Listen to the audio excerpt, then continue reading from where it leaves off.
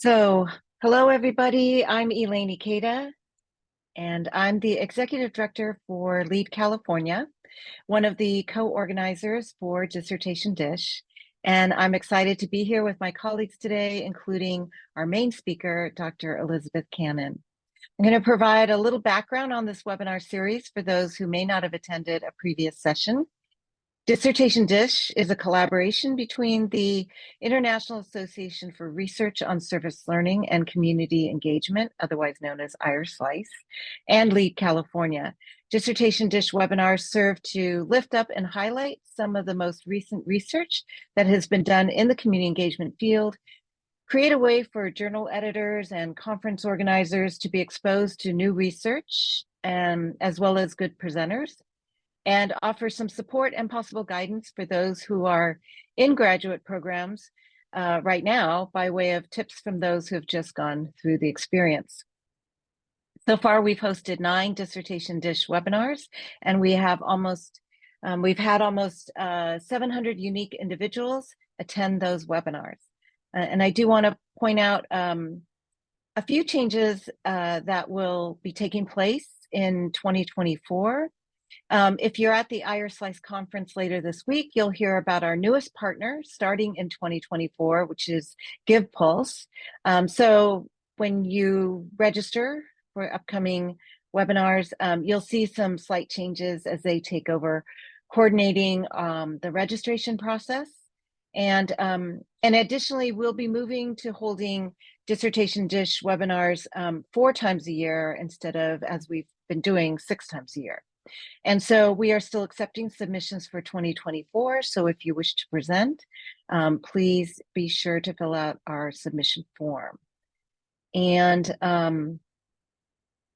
if you would like to see recordings of each webinar, there's 2 ways you can do that. You can find those on our Lead California YouTube channel and also on our website. If you go to the Dissertation Dish section of our website, all of the past recordings are there. And finally, I'm going to go over some logistics, and then I'll turn it over to my distinguished co-moderator, Dr. Matt Hartley, in just a little bit, and he'll introduce our presenter. So our agenda for the next 90 minutes or so includes a presentation by Dr. Cannon for about 20 to 25 minutes. And then Dr. Hartley and I will moderate a Q&A section for the following about 30 minutes.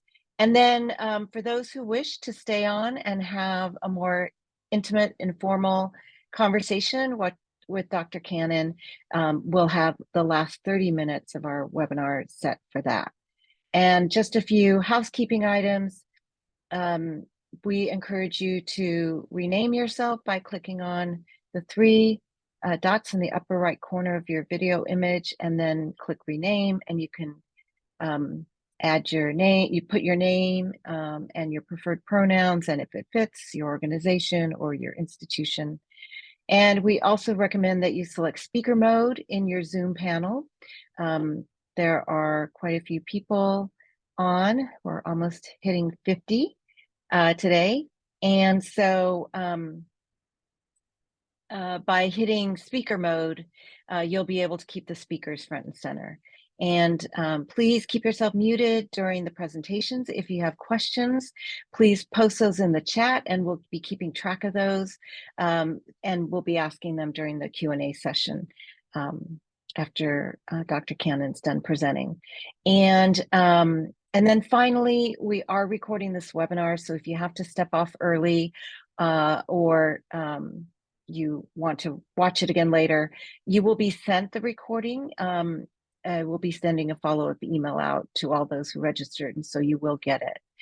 So with that, I'm really thrilled that someone I've admired for a long time and have really enjoyed his writings and thoughts in our field is Dr. Matt Hartley, the Deputy Dean and Professor of the University of Pennsylvania Graduate School of Education. And I'm going to turn it over to Matt and have him introduce our Dissertation Dish speaker. Great. Thanks so much, Elaine. It's such a pleasure to be here. I've been a faculty member at the University of Pennsylvania for more than 2 decades now, and really the heart of my research has been this question about how universities, colleges and universities try and define and then realize their educational ideals. And I've been particularly interested in trying to understand the role of universities in their communities and in democracy. And one of the biggest challenges facing universities in this work are the inherent inequities that exist when a well-resourced university tries to work with communities that have great assets, possess great knowledge, but are also economically deprived and disadvantaged. And this creates an incredible power imbalance. And if we want communities to have voice, how do we do that? And this is really, I think, where the work of Dr. Elizabeth Cannon comes in. Elizabeth's dissertation explores one of the most prevalent strategies universities use to give community members voice, and that's community advisory boards. And her work, as you'll soon hear, sheds, I think, really important light on some of the challenges of these bodies and also points to some of the possibilities for addressing some of the inevitable power discrepancies that exist in civic engagement work. Elizabeth's work is nuanced, it's powerful and enlightening, and it's a great pleasure to introduce her. Dr. Elizabeth Cannon currently serves as Director of Community Engaged Learning at Vassar College. She's also co-principal investigator of on a major grant from the Mellon Foundation to reimagine curricular-based community engagement at the college. Previously, she served as Associate Director of Civic House at Penn, which is an initiative that seeks to empower students and community members in order to enact meaningful change. Elizabeth earned her doctorate at Penn's Graduate School of Education, and her dissertation is entitled An Exploration of Two Community Advisory Boards Within Community Engagement Centers at Institutions of Higher Education. So please join me in welcoming Dr. Elizabeth Cannon. Great. Thanks so much, Matt. Thanks for that introduction. And thanks for joining me as my moderator for today's webinar. It's been a really nice opportunity to reconnect with you. And it's exciting to see some familiar faces on this webinar and a lot of new faces. So I'm Elizabeth Cannon. I use she, her pronouns, and I'm excited about sharing my research with you titled An Exploration of Two Community Advisory Boards Within Community Engagement Centers at Institutions of Higher Education. So Thanks for being here, everyone. I also want to thank IRSlice and Lead California for creating the Dissertation Dish webinars. I told Elaine that I think they're really creative and innovative ways to support practitioners and researchers in the field. And so thank you to IRSlice and Lead California. I'm going to try to share my screen, so give me 1 second.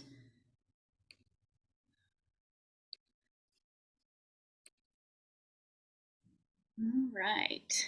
Oh, it didn't click. There we go. Okay. Let it load for a second. All right. So before I get started, I do want to make a land acknowledgement and highlight the land back movement in our work. Community engagement and service learning is deeply connected to Indigenous sovereignty, and the University of Pennsylvania, and I'll explain a little bit more, but my two research sites occupy the traditional and unceded territory of the Lenape people called Lenape-Hoking. And I also want to acknowledge the Black Bottom community in West Philadelphia that was decimated under the guise of urban renewal. And the purpose of this is twofold: to honor the original stewards of the land in which the research was conducted, and to also acknowledge the rich culture and traditions of the Black Bottom tribe. And the second is to really acknowledge the land back movement, which is really about listening to calls of action from communities that have experienced violence and oppression.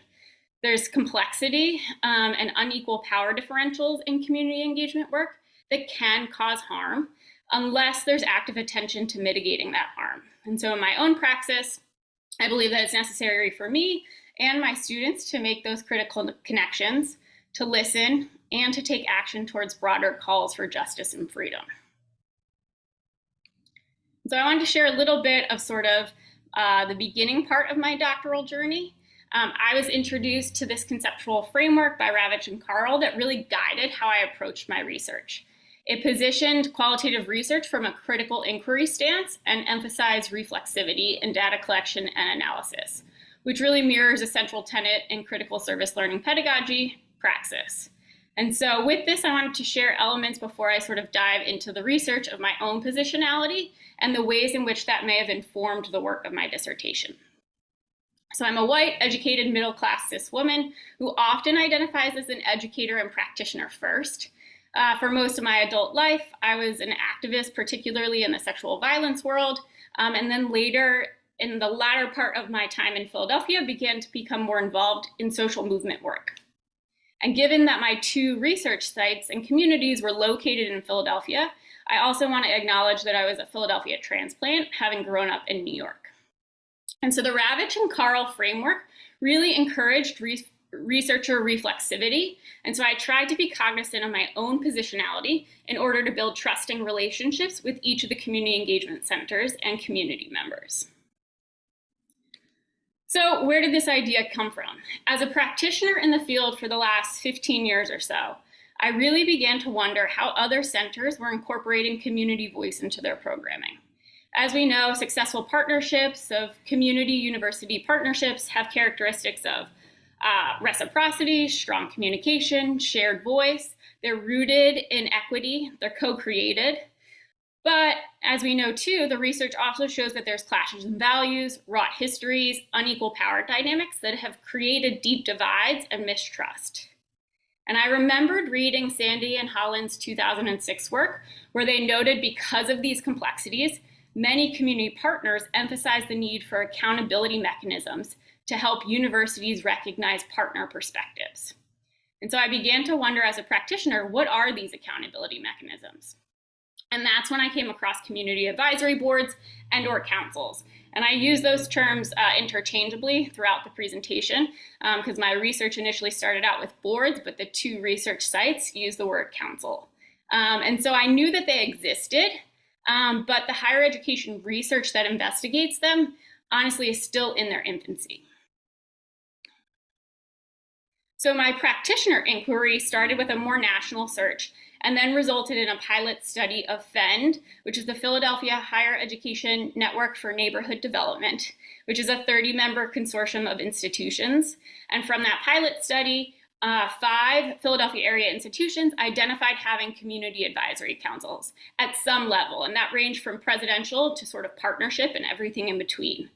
And so of those 5, there were 2 advisory councils, Drexel, Stornsife Center, and the Community College of Philadelphia's Institute for Community Engagement and Civic Leadership, that were compelling examples of mutually beneficial and responsible community engagement. And so you can see some of the similar characteristics that they had.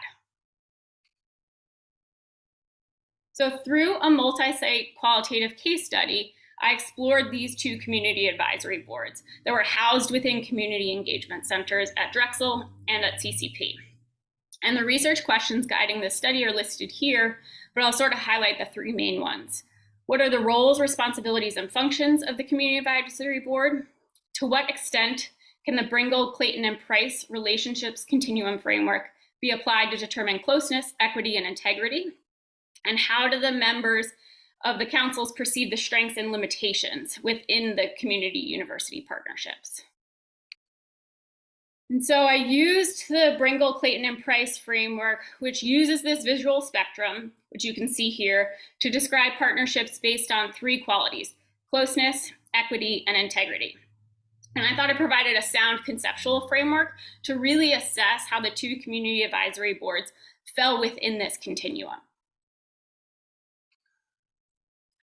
And so in terms of my methods, I really tried to draw on the literature of critical feminism and community-based participatory research. And the multi-site case study really engaged in a process that was collaborative, community-based, and rooted in an ideology of social justice. And ultimately, the central goal through the research study was to support the 2 community advisory councils by creating space for their voices to help shape the research questions, the methods, and the outcomes. And to provide a more holistic view of the roles and the functions of both of them, I used numerous data collection methods. But the part that I wanted to emphasize too is that there was really this ongoing and emergent nature to the process, where I tried to seek out and be responsive to the feedback of the advisory council members. And then my own reflexivity, coupled with member checks with each of the advisory council members throughout the research process, really helped to ensure accuracy, credibility, and trustworthiness, while also still uplifting their voices in the process. And so now I'm going to get into each of the cases. So the first case study is Drexel University, which is a private research university located in West Philadelphia. In 2010, under a new president, Drexel took a more civically engaged direction. At around that same time, local stakeholders in the community began 2 neighborhood planning processes. These planning processes brought together residents, civic associations, businesses, local government officials, and local institutions such as Drexel. So both things were happening sort of at the same time. As part of Drexel's new civically engaged vision, in 2012, the Dornsife Center for Neighborhood Partnerships was created, and then they launched their own stakeholder planning process to plan how to integrate the newly developed center into the 2 community-driven planning processes. And then from this planning process, they had 2 day-long workshops that gathered about 65 participants. And from that, the idea to create an advisory council was initiated. And that was a 24-seat group that would meet monthly to help keep the Dornsife Center accountable to its founding goals. But I will note, at the time of my research, the DCAC had about 10 active members, which was a mix of faculty, staff, community members, and alumni that still met monthly. And I think part of the rationale for that was some of the research happened during COVID and as we were sort of leaving the height of the pandemic. And then the roles and functions were as follows. So the idea was to serve as a liaison with the community, to give feedback to programs, to share information, to advise the overall strategy and vision, and to support an annual review. And so here are the main perceived strengths, which I'll talk through and try to uplift some of the community partner quotes throughout all of these.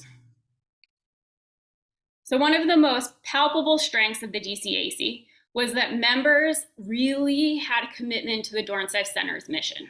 In almost all of the interviews, there were stories and comments about truly believing in the articulated goals of the Dornsife Center and being a community hub, a resource sharing entity, and creating opportunities for collaboration among the campus and the community. Another important strength was the diversity of voices. Having and hearing perspectives from community members, to young alumni, to staff, to faculty members, to really think together about the Dornsife programs and get strong feedback was important as well. Next was community voice.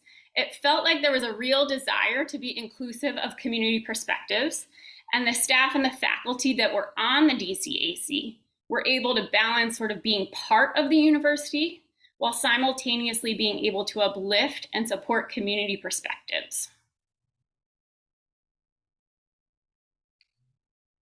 And then lastly, there was clear and regular communication present within the DCAC in both formal and informal ways. Based on the DCAC members, the Dornsife Center staff was consistently responsive to ask questions or concerns and really created strong lines of communication prior to, during, and after the DCAC meetings. In terms of limitations, I'll dive a little bit more into some of these, but starting with the new direction needed. The DCAC and the Dornsife Center were nearing their end date of what was their last sort of 5-year strategic plan. Plus, the COVID-19 pandemic brought a number of challenges, so a majority of the advisory council members really felt like it would be helpful to revisit their own goals within the DCAC. They sort of felt lost in what was currently happening. The second was that there was sort of this lack of broader outreach to the community and also a lack of trust. So the question of like, who was really at the table, and can this community advisory council with only a small number of community members really serve as a community advisory council for the broader community? And then notably, there was this really significant mistrust with most of the residents of West Powelton and Mantua, the neighboring communities, and their relationship with Drexel, which made it much harder to gain broader support.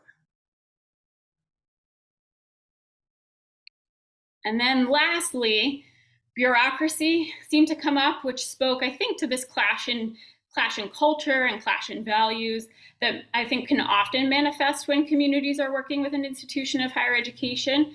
And so for the community members on the DCAC, it really manifested in sort of slowness, a lack of transparency within decision making, and feeling stifled in their power to enact change.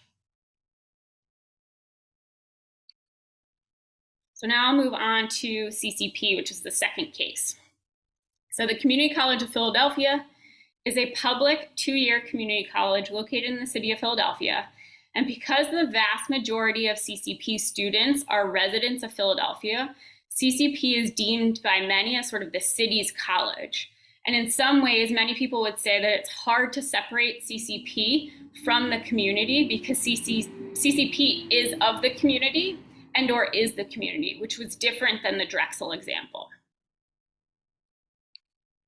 So in 2014, 3 administrators came together to brainstorm and envision the initial concept for the Institute. And at that initial brainstorming, it began with faculty and staff, and they sort of posed the question of, if we were to create a center, what would it look like? And then after that, they brought the community in for input. And from that community input, the advisory council idea was developed as a way to continue to create opportunities for community feedback and collaboration. The structure was composed of about 20 representatives from community organizations in the city that partnered with the Institute. They meet formally 3 times a year, fall, spring, and summer.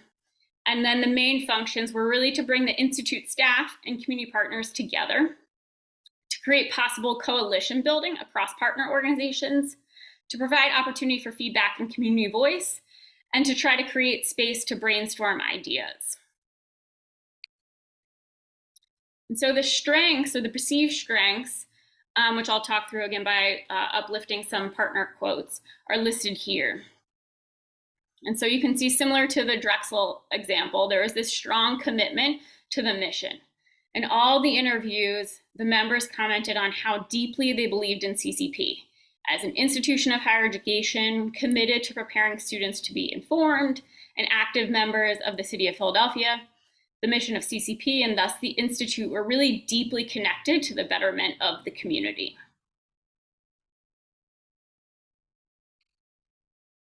In terms of strong communication, many of the council members applauded the work of the Institute's staff and commented multiple times on their consistent, accessible, and approachable communication. And on top of that, for networking and coalition building, the advisory council structure of bringing together diverse constituents allowed the members to build coalitions to address broader issues in the city beyond even their work connected to CCP. In terms of the limitations, here are the main limitations, which I'll dive a little bit more into. So the first one is similar again, that there was sort of this need to revisit goals. Many of the members sort of felt stagnant in their work together, which I think was contributing to the fact, and also I think was germinating from the fact that there was this sort of transactional nature of the meetings that didn't really allow for collaboration, discussion, or voice from the council members themselves. And in turn, I think there was sort of this limit to community voice. And that sort of came into 2 different parts. I think part of it was the structure of the meetings, but I think it was also because many of the Institute's advisory council members held sort of leadership roles within larger prominent organizations in Philadelphia. So those were not the same voices of the communities to which those organizations served. But it's interesting to note here because while overall, most advisory council members were satisfied with their involvement, but recognizing that there was sort of a lack of major changes that were happening that sort of led to, I think, a more transformational partnership.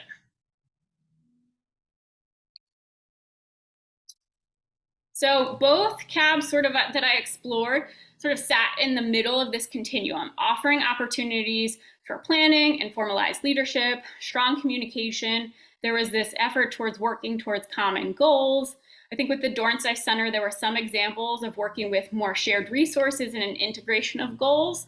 But I think without intentionally engaging in more shared responsibility and sort of teamwork, And without clear, tangible examples of changes in programming and policies based on feedback that they were getting, there wasn't quite a synergy present. Additionally, sort of the core main themes that arose in the analysis were community voice and communication, the role of trust and integrity, and power dynamics and accountability. So something important to note, I think in this specific context, is community voice is being defined as the voices of the members of each of the advisory committees. So at best, they're in actuality sort of a focus group of the broader communities to which Drexel and CCP served. And so in using the Bringle, Clayton, and Price framework, the advisory council structures in themselves did increase the frequency of interaction. That interaction was coupled with a diversity of activities of how the advisory councils really interacted with community members, from newsletters to community events to the actual advisory council meetings to more one-on-one dialogue. So there were opportunities for community voice, even if it was varying through the meeting structure. And all of those greatly increased communication with partners and thus strengthened partnerships. In terms of trust and integrity, both the Dornsife Center and the Institute's advisory council members shared that trust was really built and nurtured by the staff and their leadership. And in the complexity of these partnerships, I think the research reminds us that community partners note that the effectiveness of community university partnerships are often influenced by higher levels of trust. And there's sort of this social exchange theory that suggests that interpersonal relationships often can support flourishing group dynamics, and that there was sort of the shared values and deep commitments to the communities of Philadelphia that helped support trust building. And then the last part is this power dynamics and accountability.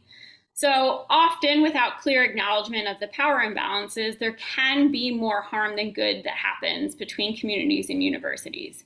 For the Dornsife Center, there was really this historical and present day harm that Drexel that community members really felt and continued to feel that created this sort of perceived us versus them dynamic. So for many community members, participating on the advisory council was a way to mitigate future harm by having a seat at the table, even if it was just the Dornsife Center's table. And for the Institute, it wasn't as explicit because the power dynamics played a little bit more of a power with the college, the council, and the community.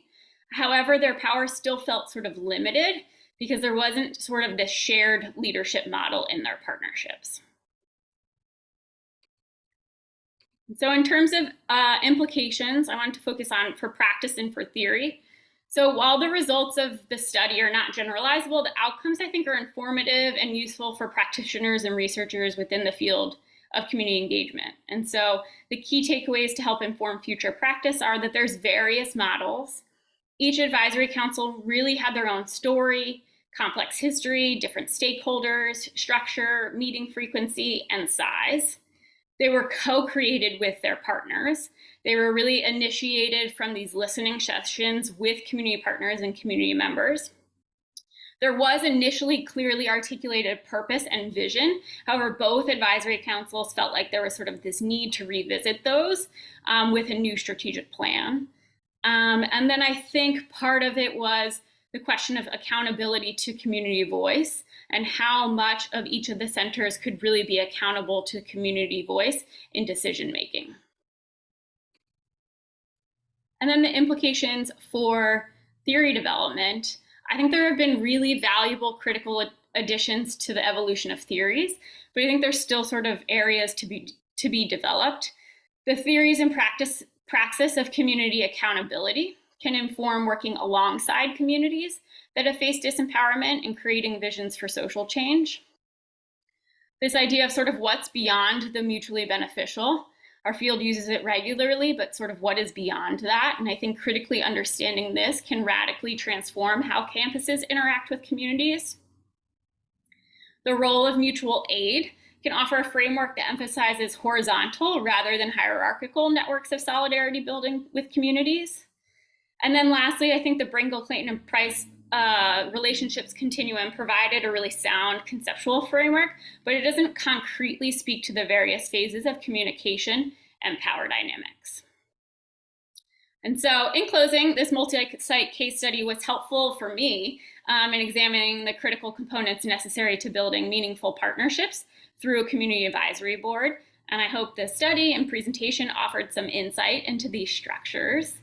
But before I close out, I did want to take time to acknowledge and share gratitude towards the people that supported this research. We don't do this work alone, and I think it's critical to thank particularly CCP's Institute and Dorrance Center. They put a lot of trust in me to do this work thoughtfully and responsibly, and they both allowed me to be part of their communities in a way that I would not have anticipated. And I want to thank all of the community partners that I've worked with over the years. I've learned so much from them, each and every one of them, that has had a tremendous impact on my practice and research. So thank you all for joining me today, and I'm hopeful some of you stick around for the Q&A portion. Great, thank you so much. I'm just going to make a brief comment and see if Matt has anything he wants to share as well before we look to, there's quite a few questions in the chat, and so we'll start to get into those. But I just want to say, I think having also conducted some community partner studies way long time ago, I'm happy that you found the Sandy and Holland research helpful. I think your research is really important because I agree, there's just not a lot of information out there, and I appreciate you delving deeply with two institutions in particular. Matt, is there anything you want to share before we move into Q&A? No, just I think this is such an important study because it community advisory boards or councils are really one of the main structures that universities use in order to try and build what they hope, or at least the foundation for, reciprocal partnerships, right? And reciprocal relationships with the community. I guess one of the things I'd love for you to talk a little bit more about, Elizabeth, is since the idea of the community advisory boards is to sort of bring the voice of the community to the university, but as you point out, what these really often end up being is more sort of focus groups of community members who are working directly with people who are working with a particular center within a university, right? And so there are real limitations to this work. And so I wonder if you could talk both a little bit more about those limitations and also about whether you have any thoughts about how these bodies could be structured in a different way that might enable them to have a little bit more impact. Yeah. I think that there can be a number of limitations. I think that sometimes part of why I was interested in thinking about this research was because as a practitioner myself, I wanted to create one. And I wanted to do so as a way to support current partnerships, but sort of in this idea of what if I leave? How are these partnerships sustained through a structure such that can be clear about sort of not only the what, but sort of the how. And at the same time was nervous that it could be tokenizing the community, that it would sort of serve as like a shield or a proxy for the university, to say that we're doing great work because we have this advisory council. And I think those are really real possibilities unless they are intentionally created with partner voice, that are co-created around what is the purpose of this? What is the vision of this? How does it actually look? Having clarity on sort of the questions around decision-making power. Is this more advisory? And there's sort of passive engagement to receive information and give feedback, or is there a more active engagement that could lead to more participatory decision making, community-led priority setting, ultimately shared goals that I think would lead to more transformative partnerships. But I would say that not every center and not every institution is ready to really, I think, contend with that question. And I would say that feels partially like the limitation, that the power still sort of rests in what the institution decides of how they want to interact with the community. But I thought that the Drexel example was kind of interesting because there were these community-driven planning processes that then invited the institution in. And so I think that sort of shifted the dynamic in a very different way, where Drexel was taking lessons from these community-led planning processes of how to invite different stakeholders into really sort of planning and problem solving together. That's great. There are a couple of really, I think, helpful clarifying questions that folks raised in the chat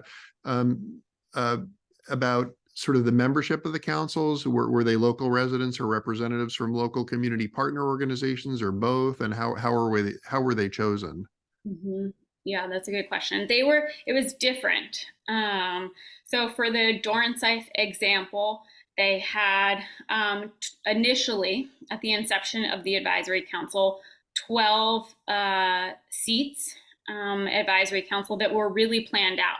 It was 2 faith community members, it was 2 civic association members, it was 2 business leaders, it was 2 faculty, it was 2 advisory, 2 alumni. So it was really clearly articulated, I think, to have the diversity of the voices present.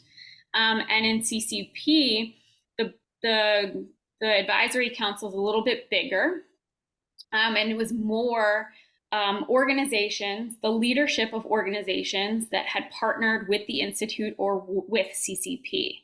But I would say that in the CCP case, there were times in which, if I was a representative of a community organization and I couldn't attend, I could send somebody in my place. So it's sort of less about the personal relationships and more about the organizational relationships. Got it. So kind of related to that, I was just to go to Alexis's question. Did you hear from any of your participants them talk about the difference between their trust of the staff versus perhaps was there congruency or incongruency between what they were hearing from staff and what they were hearing and seeing perhaps from leadership of the college? Did they talk at all about that dynamic or difference? Yeah, again, I think this is why the multi-site case study was really helpful, to sort of see the complexity around 2 different stories and 2 different types of institutions, which was why part of that was a part of my research question, was does the type of institution impact the advisory council structure? On the Drexel side, because there were such deep divides and mistrust with the Mantua and West Powhatan communities, there was no trust in the leadership of the institution. In many ways, there was explicit distrust. And at the same time, there was trust of the staff. However, it felt like the staff could only go so far with the feedback from the community members. So there was a limit sort of in the power of the staff, despite the fact that the staff was really open to listening and hearing criticisms of both the Dornsife Center and Drexel. On the CCP side, I think because there was such this idea that CCP is of the community, there was much more trust in the fact that CCP's mission and thus the Institute's mission were so deeply connected with just wanting to make the city of Philadelphia better, that there was sort of this inherent trust already built in to the structure of the institution and the type of institution. Can you say just a word or two, Elizabeth, just about the staffing of these 2 centers, like how big they were, how many folks were working each one? Mm-hmm. Yeah, so CCP had 2 staff, but then had an associate vice provost who was deeply involved, who also was a trusted member, I think, in the broader community. And then the Dornsife Center staff was about 4 or 5. And that, I think, has an impact also on sort of the frequency of the meetings. The Dornsife Center Advisory Council met once a month, which is a lot of time and energy. And the CCP Advisory Council met 3 times a year. So it was also very different sort of in the meeting structures as well, that I think was maybe dependent on the capacity of the staff, or at least it was informed by the capacity of the staff as well. And were those community partners or leaders compensated for being on the council? Was it compensated every time you come to a meeting, or like, Did that come up at all? It did come up. I think in the CCP example, it came up less. But I think it was because it felt like there was sort of this, because the time commitment was less, it felt like the CCP advisory council members were getting a lot out of both in their paid work and in sort of their visions for the city of Philadelphia. It felt like there was benefit and that their time, there was less of a desire for, I think, the compensation for their time on the CCP side.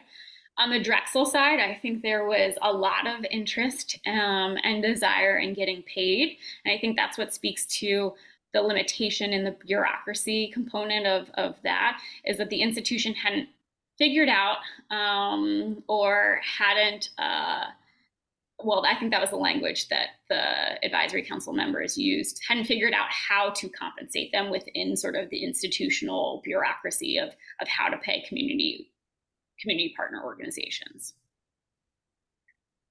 And so I think it's a good question, because I think even I did most of this research in 2021, I would say.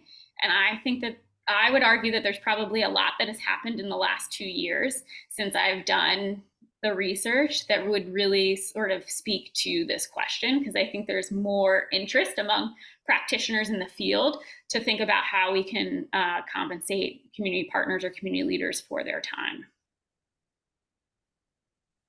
One of the things you raised, Elizabeth, was this question about sort of how community advisory boards can, over time, sort of like maintain their continuity, their vibrancy. You know, how do you avoid sort of ending up with stagnant goals, or I remember you and me, we talked many times about the fact that sometimes these community groups would come together and the relationships were so strong and so positive that often drove what happened at the meetings. In other words, it was a nice time for people to just simply get together, as opposed to like, what are the problems we're trying to solve?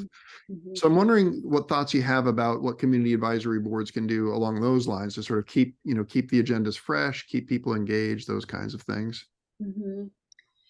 Yeah, I mean, I do think having community members, I think part of the DCAC was sort of this annual review, but I don't think that it has to be sort of problem focused. I think one of the things that the Dornsife Center did really well was they had these monthly community dinners, which brought together residents of the community and the DCAC members. I think part of their role was to be present for those, but it was really a free meal to then offer other resources that Drexel had under the University Community Partnerships umbrella that was created under that new president.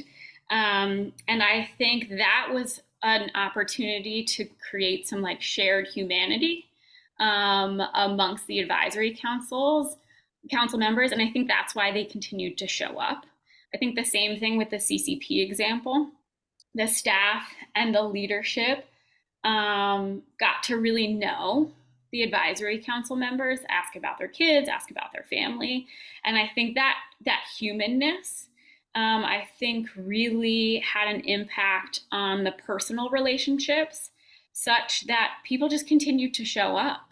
I mean, in really sort of amazing ways. But I think part of that had to do with the fact that it wasn't just the structure, right? So part of the analysis that I had was that it increased communication, because the structure itself sort of created that space where people had to come together. What I think really enhanced the advisory councils and made them successful in sort of varying capacities was sort of the trust and the integrity that we are in this together, that there's sort of this shared feelings that not only are we in sort of the advisory councils together, but we have broader beliefs and shared values about how communities and institutions can and should be interacting with one another, and how we can be supporting the most vulnerable communities and community members. And I think that part was what really enhanced the advisory councils. And I think maybe that was one of my surprises throughout the research study, because as a practitioner, I had wanted to create one, but wanted to be really mindful about how to create an advisory council that wasn't a waste of time to community members. And I think in my mind, I thought that the structure by itself would be good enough. But I think so much of it is really about sort of that co-creation of what do we want this space to look like? What do we want it to feel like? How do we want to interact together? What is the shared work that we want to do together? And I think some of that can be based in sort of the interpersonal relationships. There's a good methods question here from Matthias, and it's what was your process in deciding to maintain the real institutions' names and not use their pseudonyms? And I'm also attached, how did that decision facilitate or hinder your analysis and communication of results? And I was curious if when you were done, how did you go back? Did you present to the advisory committee councils, or did you present to staff, or did you report back in any way to the two institutions? So anyway, all that wrapped up around methods. And yeah, I mean, part of the reason why it felt really important for me to acknowledge both of the advisory councils at the end of this is because they did not have to say yes. And I think that I initially had sort of in my pilot study as a practitioner had reached out to all 30 of those institutions and interviewed almost all of them. Even if they didn't have an advisory council, just to get a sense of sort of what are the structures for community voice in both informal and formal ways. And I think from that, and sort of my desire that I want us to all support building more equitable partnerships. It's not just about my research. Like, part of this is that practitioners are doing this with or without knowing how. And I think we could all benefit from learning from models that have figured out a way to make this happen. And at the very least, people keep showing up. And I think part of that, coupled with wanting to be responsive to what would be beneficial to them in the research study. So that was central to the very beginning of when I met with each of the advisory councils.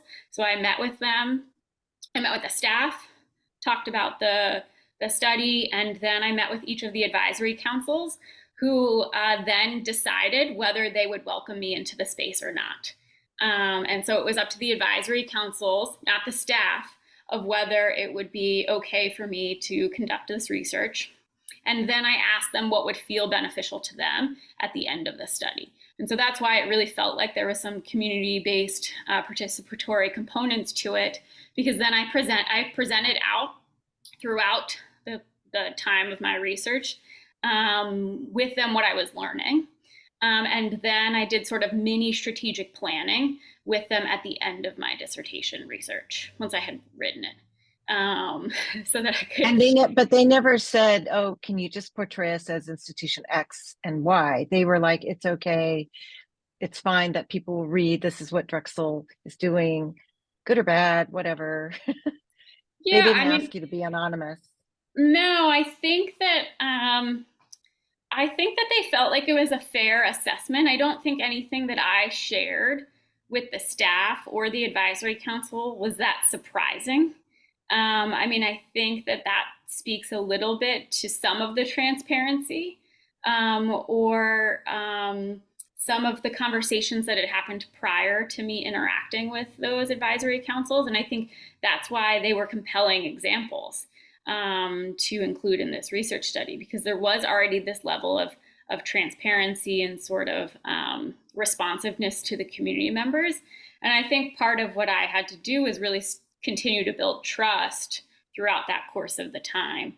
But no, there was no ask to have the institutions anonymous, but I did keep the participants anonymous and was protective of some of their feedback. Although I would say in the Drexel case, most of those community partners would have said what they said to me to the staff. And I would say that even the CCP community members, I'm not sure that many of them really held back either, or things that they shared with me, they wouldn't have shared with the staff. And I think that, again, speaks to the staff and the advisory council structures themselves. So we have time for maybe one more question. There's still a few. Matt, is there any particular one you want to ask from the remaining couple of questions? I think one of the things that I think the particular, the two community advisory boards that you picked are both doing really interesting and impactful work. And in part that was the reason why you chose them, is because they could be sort of interesting and potentially slightly different models of how this work can be taken on. But I'm also curious whether, just in your broader inquiry into community advisory boards, whether you see there as being the possibility of there being a dark side to these bodies, in that, one could well imagine them being used to create the appearance of openness on the part of the university, when in fact all they're doing is essentially just distracting the community, right? Mm-hmm. So curious your thoughts about that. Yeah, I mean, I think as a practitioner in the field who has now done sort of this broader research around the structures, maybe it's a little pessimistic of me, but I would discourage anybody to just create one just to create one, because I think in many ways they can only exacerbate what are the unequal power dynamics at play. And I think that they can serve, again,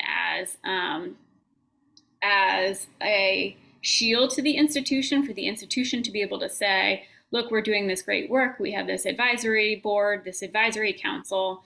And I think that has the possibility to create more harm. And, we all know that there's unequal power dynamics that are exacerbated by structures of exclusion, marginalization, discrimination, and oppression of communities. And I think that is really juxtaposed to, I think, the ideals of community engagement, which are really to be more collegial and participatory. But I think without an advisory council being able to really be accountable to community voice and or to adequately follow through on community voice, I think that it's just a dynamic that can continue to exacerbate inequity. And yeah, I think that there is serious implications for what advisory councils can, the dynamics that they can create if not thought about really responsibly and thoughtfully. Thank you very much. I'm just gonna give us a pause here, make some announcements about the next dissertation dish, and then we'll transition to being in the open forum where everyone can come off mute and we can have a deeper discussion. So I just want to say a few reminders that we mentioned at the front, that this is recorded and it'll be available within a week on the Lead California YouTube channel, and we will also send a link out to all folks who registered as well with the evaluation that we kindly ask you to complete, so you can help us keep improving these.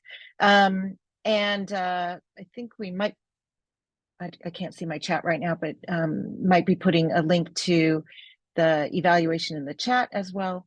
And our next Dissertation Dish webinar is on February 1st. So this is the last one for this year. And our next one is February 1st, 2024, and will feature Dr. Emily Fopp, the Professional Development Manager at Campus Compact. And her title is "I Was Invisible to Them, an interpretive phenomenological analysis of community engaged researchers' experience of institutional support." That's a nice long title. So more details and the registration link are probably being dropped in the chat as I speak. And it'll also be in the email that comes out to you. For the next 30 minutes or so, we are going to allow participants to connect with Dr. Cannon unmoderated.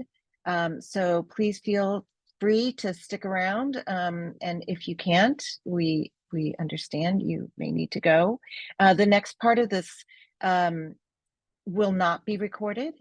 So we'll go ahead and stop the recording now.